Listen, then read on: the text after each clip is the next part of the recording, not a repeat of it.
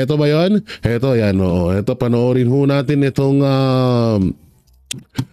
pahayag ni pagsupalpal ni Attorney Sal Panelo sa kay Boyish, kay Pinkish Pahardo. Pasagway, Pinkish Pahardo. Wala rin. Marami ang pumalag sa inilabas na datos ng Philippine National Police kaugnay sa bilang ng mga nakiisa sa Global Birthday Tribute para kay dating Pangulong Rodrigo Duterte. Sabi kasi ng PNP, nasa 60,000 lang daw ang dumalo sa buong bansa. Bagay na sinupalpalan dating opisyal ng Duterte administration dahil kitang-kita naman na higit na mas marami ang nakiisa sa ika-80 karawan ng dating Pangulo. Si Paul Montibon sa report! Sa report! Mahigit 200 lugar sa buong bansa ang nakiisa sa pagdiriwang ng ika-80 kaarawan ni dating Pangulong Rodrigo Roa Duterte noong Biyernes, Marso 28. Makikita ang dagsa ng mga tao, puno ang mga venue, umaapaw pa hanggang sa mga lansangan. Mula sa mga parada hanggang sa malalaking pagtitipon, iisa ang sigaw ng mga dumalo. Pasasalamat sa dating Pangulo, madamdaming mensahe ng katatagan at panalangin na makabalik na ito ng bansa. Sa pambihirang pagkakataon, tila ngayon lang nagkaroon ng sabay-sabay na pagdiriwang ang bansa para sa isang Pilipino na tinagurian nilang pinakamagaling na lider ng bansa. Sabi ng PNP, may natanggap daw silang report na nagsasabing 60,000 na katao lamang daw ang dumalo sa nationwide global tribute para kay Tatay Digong. Kinumpirma mismo ito ni Police Regional Office 3 Director at Concurrent Spokesperson Police Brigadier General Jean Fajardo. Naiintindihan ko to si Pardo, alam niyo kung bakit. Ikaw ba naman kasi kahiya-hiya yung presidente? Kung si Pangulong Duterte dinala na nila ng Netherlands, ibinigay na nila sa ibang lahi, pero minahal at talagang mas minahal pa ng mga Pilipino. Pero pagdating kay Marcos, nasandamakmak ng pagsisinungaling ang ginagawa na ang kulang na lang humaba yung kanyang panga. Yung kanyang ilong, lalo siyang kinakamuhian ng taong bayan. No? Kaya ito si Pardo gumawa ng aksyon. Oo, sabi niya, tangina, mukhang kawawa yung presidente ko. Oo, halos magsinungaling na, halos pahabain na ng pahabain yung panga. Wala naman naniniwala na kay Duterte pa rin yung simpatya. So gagawa tayo ng aksyon yan. Babaliin natin, fake news natin yung mga pumunta doon. Imbis na 60,000 lang ang ilalagay natin. Naintindihan ko si Pinkish Pardo. Sa Davao pa lang na balwarte ng mga Duterte, nasa mahigit 300,000 katao na ang dumalo sa birthday rally ng dating Pangulo. Halos 50,000 naman ang pinagsama-samang bilang sa Central Visayas, habang libo-libo rin ang nagtipon-tipon mula naman sa iba't ibang bahagi ng Luzon. Ayon sa PNP, naging mapayapa naman ang mga pagtitipon at walang naitalang untoward incident hanggang sa pagtatapos ng araw. Hindi naman pinalampas ni dating Presidential Legal Counsel Attorney Salvador Panelo ang maling datos na inilabas ng PNP. Sabi niya, posibleng nagkamali lang daw si Pahardo ng basa. Sa halip na 60,000, dapat ay 60 milyong katao ang sinabi nitong dumalo sa global rally para sa dating Pangulo. Nagkamali lang siguro ng sulat kasi ang ibig niya sabihin 60 milyon sa buong mundo at sa Pilipinas ang nagsama-sama at nagtipon sa pagdiriwang kay Pangulong Duterte sa kanyang ika-80 na kaarawan at nanindigan para sa bayan at sinalungan ang ginawang pagmaltrato sa kanya, ang ginawang iligal na pag-aresto sa kanya, iligal na pagdetini sa kanya, iligal na pagkidnap, at lalong-lalo na ang pagsuko ng pamahalaan ng soberentiya ng bansa. Hindi 60,000 no ang ibig niya sabihin, nagkamali lang. 60 million no ang gusto niya sabihin. Giit ni Panelo, natatangi ang pangyayaring ito para kay Pangulong Duterte. Alam niyo, wait lang may punto dun si Sal Panelo. Alam niyo kung bakit? Na umabot ng 60 million kasi baka sabihin nyo over naman si Sal Panelo, 60 million. Kasi isipin nyo, 32 million ang bumoto kay BP Sara, 32 million kay Marcos, 31. No? So, parang ang balita nga nun nabawasan pa daw. So, talagang alam nyo, baka nga ngayon yung ibig sabihin ni Pinkish Pardo na 60 million ang pumunta yan dun. Nagkamali lang siya. Hayaan nyo na, matanda na rin Anya, wala pa siyang nakitang ibang presidente sa kasaysayan ng Pilipinas na ginawaran ng isang espesyal na pagdiriwang ng milyong-milyong Pilipino sa buong mundo. Never in the history of this country that a president has that kind of following and celebration of his birthday. Wala, tingnan nyo, mula pa sa Quezon, lahat. Sino pa ba? Osmeña, sino pa? Quirino, Magsaysay, Macapagal, Marcos, Aquino, sino pa? Estrada, Ramos. Namatay na nga lang lahat-lahat si Ninoy Aquino, si Noynoy ba? Ninoy, ano ba? Basta yung anak nung Aquino hindi naman ganyan, kadami yung taong nakasimpatya. Diba? Wala na. Diba? Nilibing yun pero hindi naman halos na puno yung yung daanan. Si FPJ. Maraming mga celebrity na talagang dinagsa. Rico yan. Pero hindi nila to kinaya. Ito buong Pilipinas. Hindi lang Pilipinas kundi buong mundo. Kaya hindi nila matanggap-tanggap talaga kasi kahit anong gawin talaga nila kasi ang plano kasi dito double purpose to dalhin etong si Pangulong Duterte sa ibang bansa para maiwasan ng pangangampanya kasi nga kapag kasama ng Duterte senatorial candidate si Pangulong Duterte talagang mas dinadagsa yung yung event. Kaya isa yan sa plano nila na wag makarating ang lamig ng aircon ko. Kaya wag na mailayo nila si Pangulong Duterte, yan. Kaso wala pa rin silang nagawa. Mas lalong minahal, mas lalong pinupuntahan ng taong bayan yung mga event ng mga senatorial Duterte. Kaya wala, yan ang nangyari, nag-fake news na lang sila. Cory, lato yan. Wala. Kahit na birthday ng ating Pangulo, pero ganun, wala. Patunay lamang anya ito na hindi basta-basta ang isang Pangulong Rodrigo Duterte sa puso ng mga Pilipino at hindi na rin daw nakapagtataka kung isang araw ituring itong bayani ng bansa. Sapagkat sa totoo nga lang, ngayon na nga lang turing na kay Pangulong Duterte bayani na talaga. Ngayon pa lang dinuturing na talaga siya. So tutusin hindi no open pero mas maituturing pa siyang bayani kila Jose Rizal, kila Bonifacio. At least ito, alam ng buong mundo kung ano yung tunay na kwento talaga, 'di ba? Kahit yung mga henerasyon, mga kabataan, malalaman nila 'to . Talagang yun ang sarili kong opinion yun. Talaga sa isipan at sa puso ng mga Pilipino ang mga legasiyang mga itinayo niya. Ang lahat ng mga ginawa niya talagang napamahal siya. Kaya nung ikinulong siya, naglabasan lahat. Kaya hindi tayo magtataka kung siya'y tatanggalin bagong bayani ng mga listahan ng mga bayani dito sa ating bansa. Para sa Diyos at sa Pilipinas kung mahal, nagulat Paul Montimon. Salamat kay Paul Montimon. Samantalang ito na nga. Ito ba yun? Ito ata yun . Hindi yan. Ito. Yan. Ito ito grabe din to . Alam nyo, medyo rito si Marcos . Talagang ramdam niya na. So, pasok. Habang nananatiling mataas ang approval at trust rating ni Vice President Sara Duterte, kabaliktaran naman ang kay Pangulong Ferdinand Marcos Jr. Batay kasi sa pinakahuling pahayag survey ng Publicus Asia, mas lalo pa ngang sumadsad ang ratings ni Marcos Jr. Sabi naman ng kaalyado ng mga Duterte, ang kulelat na grado ng Pangulo ay hindi na raw katakataka pa. Si Jason Rubrico magbabalita.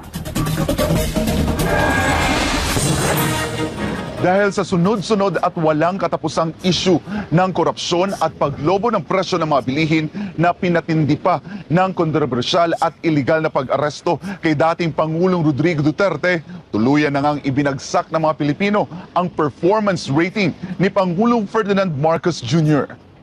Patuloy na dumadaos-dos ang approval at trust rating ni Pangulong Ferdinand Marcos Jr. Batay sa pahayag 2025 first quarter survey ng Publicus Asia, bumagsak sa 19% ang approval rating ni Marcos Jr. mula sa dating 33% noong nakaraang quarter. Pero ito sarili kong opinion mapatungkol dyan sa ratings ni Marcos. Alam nyo, sa palagi ko wala na siyang pakialam dyan. Oo, wala na yan. Yung ginagawa niya ngayon, alam niya naman na magagalit ang taong bayan kapag pinakailaman niya at hinamak niya ang mga Duterte. Pero tinuloy niya pa rin dahil nga wala na siyang pakialam sa atin. Ikaw ba naman, nakaupo ka na dyan eh. Ano ba bang pakialam nila sa'yo? Diba? So ganun yun. Para sa akin wala na to. Pero ito ay talagang katotohanan na sampal at ayaw na ng taong bayan sa pamamalakad ni Marcos Jr. Oo, talagang ito yung katotohanan na talagang alam na or nagising na ang taong bayan na talagang hindi mapagkakatiwalaan kahit kailanman ang mga Marcos.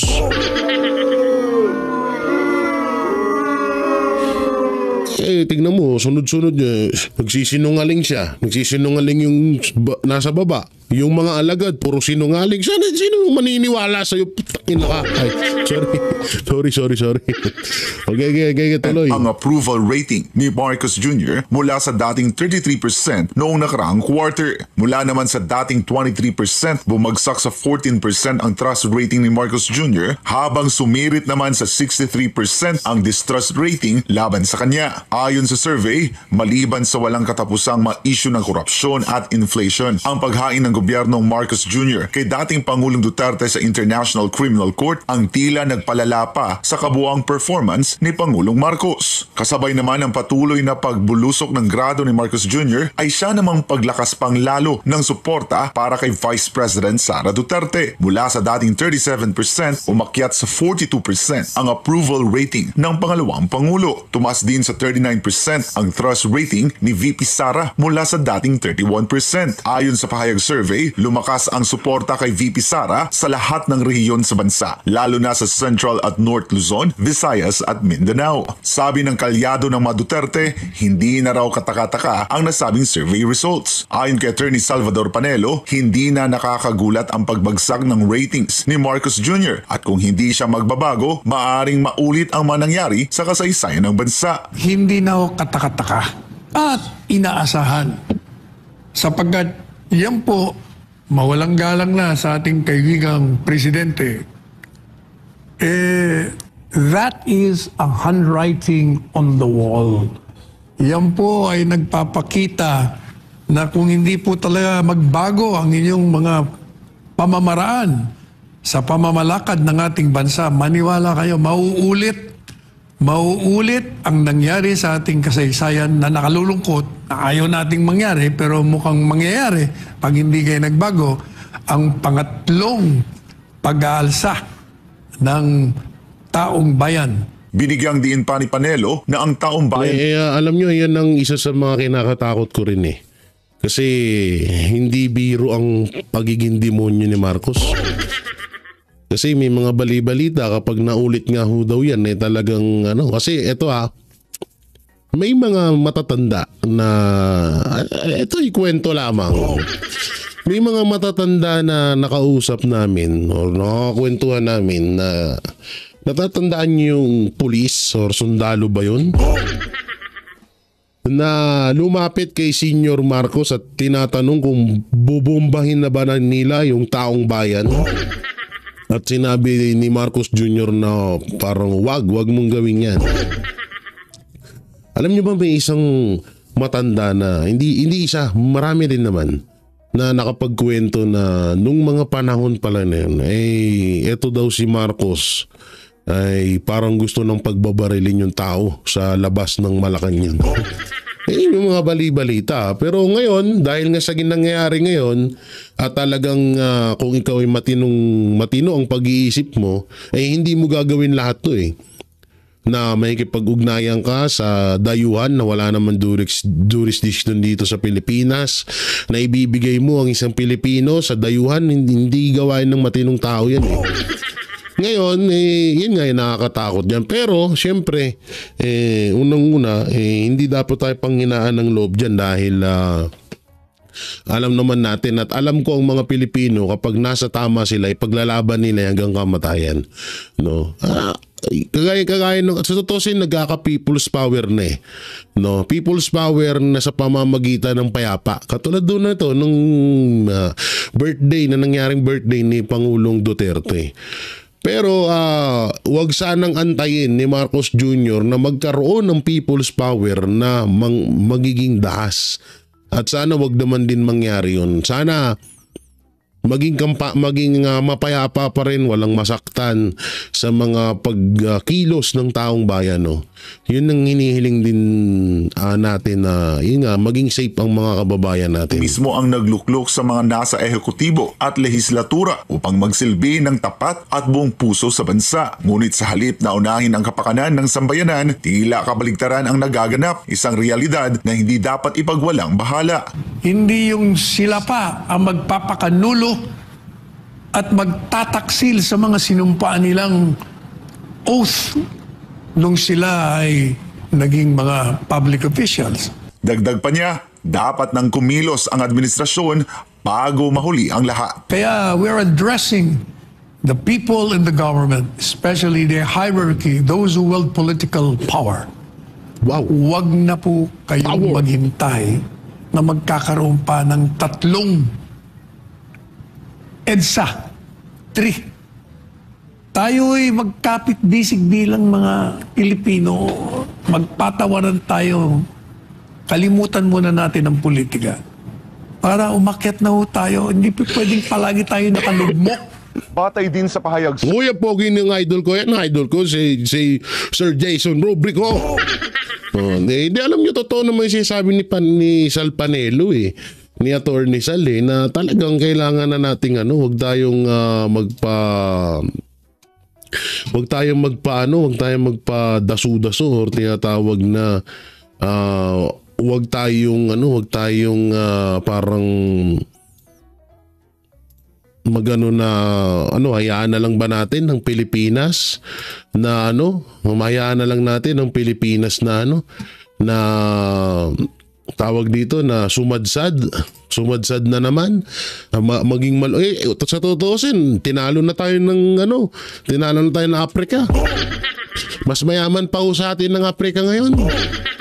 Thailand, Hong Kong na dating mas mayaman tayo sa mga yan, pero ngayon dignan nyo, mas sila na yung first world country na sila. So, ibig sabihin naging pabaya talaga. Nanggaling tayo sa pandemya, akala natin yung papalit kay Pangulong Duterte maayos, pero bandang huling ang abels din.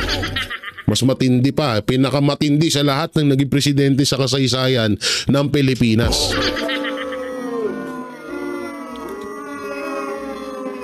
Eto, panoorin ho natin tong report ni British Israel lawyer Nicholas. Naku po, may Nicholas na pangalan, nakakatakot to pag may Nicholas.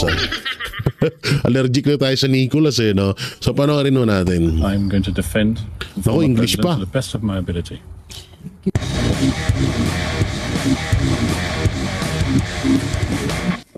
Obviously, it's always welcome that there are supporters. But politics to one side and the judicial process to another side. And the family want me to convey a message that the judicial process must be respected. There must be absolutely no interference with the independence of the court, with the judges, and for all the parties. Every case at the International Criminal Court is always a highly charged case from a political point of view. There are participants in that process. There's the prosecution, there's the defense, and also there are the victims. The victims' counsels will make their submissions in court. Their right to make those submissions must be respected. So I ask everybody to bear that in mind. All the supporters who have demonstrated this huge expression of love, they should also bear that in mind as well. Thank you very much. Sir, have you filed any motion for the interim release of the former president? Once again, interim release is a complex process. We're considering it, and we will file it at the appropriate time. Have you? You're not yet filing. Have you filed or not yet? I'm not telling you when I'm going to file anything. How about, sir, you are mentioning in one interview that you have saw at least a compelling argument with regard to chunking of the case in terms of jurisdiction. Can you just give us a little bit about it? Well, I wouldn't use the word junking the case. Junking the case is slang. What I would say is that the jurisdictional arguments are arguments which have been bandied about for many years now. They've been considered by the Supreme Court in the Philippines. They've even been considered by the International Criminal No, yun, no. Talagang sinasabi niya na wala nang matagal na na wala nang koneksyon ng Pilipinas sa sa Interpol diyan sa ibang bansa. Diba? Ito linaw-linaw. Baka yung iba dyan may pagkatulog. Hindi ko lang may detalye yung ibang sinasabi niya. English eh. Alam niyo na, medyo mahina tayo dyan. Hindi tayo nagtatali-talinuhan, no? Pero dito ang linaw-linaw na talagang may pag-asang makauwi si Pangulong Duterte. Court. These are still valid live arguments and they will be argued in court at the right time. Attorney Kaufman, have you completely formed the defense team for former President Duterte? Is it a complete team now? Yes, we're putting the final touches to it. How many are still... Are you waiting for another lawyer to be added? We heard that there's still one more slot. Once again, I'm putting the final touches to the Okay, so the final touches. Mr. Kaufman, from an ethical point of view, because the former President Duterte publicly made a statement about relating the killing of the Jews to his war on drugs. Can you comment on that? I'm not going to comment on that. People say things all the time. It's not my position to debate it. I have a job to do. I'm going to defend the former president to the best of my ability. Thank you, sir. Attorney Kaufman, is there any chance for former President Duterte to have his case dismissed on a jurisdictional issue before the confirmation hearing in September? Once again, it's the judges who decide when to hear that argument. Obviously, I would like it to be heard first of all. I believe that there are compelling arguments and I will seek to persuade the judges, but the people who decide at the end of the day are the judges themselves. It's not my job to presume anything here. I believe that there is a strong argument for the lack of ability to exercise jurisdiction given the Philippines' withdrawal from the Rome Statute. I hope that the judges will accept my submission. They might decide, obviously, that they don't want to hear it at the earlier stages. They might want to combine it with the confirmation hearing itself. I hope that will not happen, but once again, it's not my position now to presume anything. I just make my submissions in court and the judges will decide. Yeah. Liwa-liwa. Ang liwanag nun, no? Di kahit naman, kahit wala tong video na to, kahit wala tong interview na to kay Attorney Nicholas Kaufman, kung hindi ba ako nagkakamaling banggitin yung apelido niya. Talagang, wala naman talaga din naman kasi. Biruin mo, ngayon nga, yung mga di umanong nadawit dyan sa AJK na yan. Halos wala naman silang may pakitang katibayan. Hanggang sa kahit yung buhay ng tao, kahit yung namatay sa pagtatay, sorry.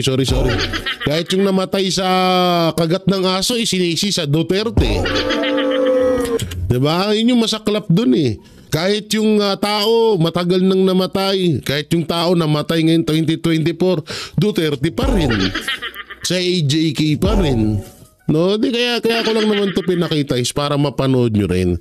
Pero kahit nga wala na tong interview nito ni attorney ng na lawyer na British, hindi talagang maliwanag na talagang karapat dapat nang makauwi si Pangulong Duterte, karapat dapat nang maibalik dito sa Pilipinas. Kasi nga kung dito nga wala silang maipakitang ebidensya laban kay Pangulong Duterte, what if pa tong mga dayuhan ng mga putangin ng to?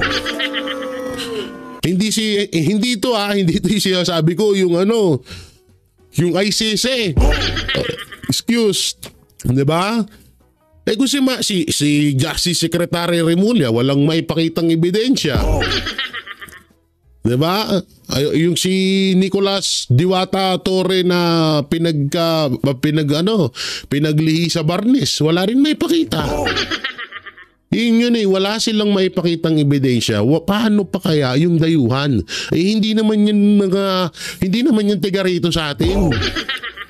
Anak ng teteng naman. Kaya nga sobrang nagalit ang taong bayan dahil nga obvious na walang nilabag na batas etong si Pangulong Duterte.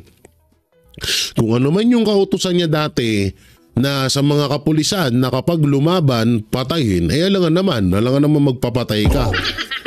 Ano yan? Pag hinuli nyo yung mga adik, pag pinaputukan ka, iwasan mo na lang, ganyan ka na lang doon. Ha? Iiwas-iwas ka na lang habang pinapaputukan ka. Sige lang, barilin nyo ako, wala akong pamilya eh. Ako si Superman, di ako tinatablan ng bala. Oh. Ganun yun eh. Anak ng teteng naman. Ngayon, hindi naman inutos. Kaya nga sabi, ito maganda yung sinabi ni inspiring Senator Busita. Na sinabi niya na wala na, ang sinabi ni Pangulong Duterte, ubusin natin ng droga dito sa Pilipinas. Kapag nang laban, natural, lumabang ka, pulis ka. Wala namang inutos doon na pag hinuli nyo, patayin nyo agad. Kahit hindi nang lalaban, patayin nyo. Wala naman. Diba?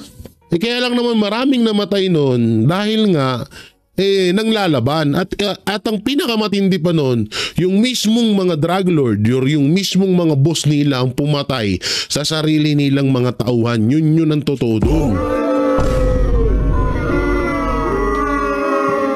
Sa totoo lang, yung mga syempre, utak lang ba utak? O, halimbawa, merong isang drug lord. Nasa 100 yung kanyang tauhan. So ngayon, matindi ang laban kontra droga, pinapatay niya lahat yun, yung 100 na tauhan niya. Siyempre, para hindi siya matuntun, malay natin na malay natin na mahuli yung isa dun, tapos ituro ako, di unahan ko na. Ganun yung nangyari noon. Hindi lahat sa mga kapulisan ng nakapatay doon at hindi lahat galing sa oplantokhang ni Pangulong Duterte, kundi mismong mga drug lord na ang nagpapatumba sa kanilang mga tauhan. Yun. Kulit nyo. Eto Tagalog para mas maintindihan nyo maigi. Eto Tagalog to. Ako hindi ko maintindihan masyado yung English eh. Naniniwala ang lead counsel ni dating Pangulong Rodrigo Duterte na si Attorney Nicholas Kaufman na walang jurisdiksyon ang International Criminal Court sa kaso ng kanilang kliyente dahil umatras na ang Pilipinas sa Rome Statute bago pa man sinimulan ang investigasyon. Iginiit din ni Kaufman na may compelling argument ang kampo ng mga Duterte na sapat para ipawalang bisa ang kaso laban pa man o bago pa man umabot sa paglilitis. Naniniwala rin siyang papanigan sila ng hukom sa pre-trial hearing sa September 23. Binatikos naman ni Kaufman ang pagkakaaresto at mabilis na paglipat kay Duterte sa The Hague na tinawag niyang isang kidnapping at extrajudicial rendition dahil hindi ito dinala sa isang hukom sa Pilipinas bago ipadala sa the Netherlands. Yan na, ang linaw. Ang linaw.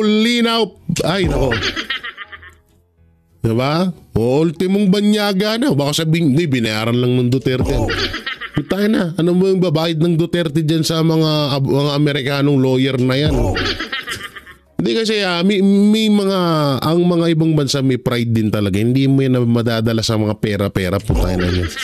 Yung mga sinasabi nyo dyan. Meron pa ako napanood na isang vlogger. Lawyer na si Nicholas Kaufman binayaran ng 10 billion. Binayaran ng 10 billion. Hindi sana hindi na nakapunta dun si Duterte kung mayroong bilyon-bilyong pera. Tanga ka ba? Bobo lang no? Tangina nyo, tigil-tigilan yung kaka-fake news nyo. Aliwanag na nito. Tama naman dapat bago mo dalhin doon, dinaan mo muna sa korte natin. Ni isang kaso nga wala silang sinampa dito eh. Diba? Ni isang kaso wala silang naisampa dito na para litisin dito si Pangulong Duterte. So talagang iniwasan din nila yun na magsampa ng kaso dito kasi hindi nila madadala dun sa Netherlands. Ganun yun. O tingnan yung kay Pastor Apollo Sikibuloy. Sa totoo lang doon, nagkamali sila. Diba? Nagkamali sila doon. Dapat hindi nila muna sinampahan ng kaso sa Pasig. Or hindi nila sinampahan ng kaso dito sa Pilipinas si Pastor. Or hindi nila binuhay yung kaso. Kaso, ang ginawa nila, binuhay nila yung kaso, ilang taon nang dismiss, binasura na ng korte, tapos anong nangyari? Doon na sila nagka-leche-leche, hindi nila madala doon sa Netherlands. Hindi nila maisuko sa mga Amerikano na galit kay Pastor. Kaso, may ano dito may tawag dito, may kaso dito sa Pilipinas Pero yung kaso na yung binuhay lang. Diba? Ganyan kalupit ang mga walang iya. Yun nga, hayaan na lang natin na talagang karma na lang ang bumalik or ang maningil diyan sa mga hinayupak, yung mga hinayupak na na mga ganib sa kapangyarihan ng mga politiko, no. Yan na lang, sila na lang talaga ang karma na lang talaga ang sisingil sa kanila. Hoy, may mga napapanood ako hinihingal pag kahit nakaupo lang konting lakad lang, hingal na. Naku po. Masama man pong isipin pero dapat matuluyan na. Gago. Oo, may mga eksperto, may mga doktor na nagsasabi na mukhang saglit na lang. Parang ay naku po. Kawawa talaga. Kapag karma, sabi nga nila, pag karma na ang bumalik sa'yo, wala kang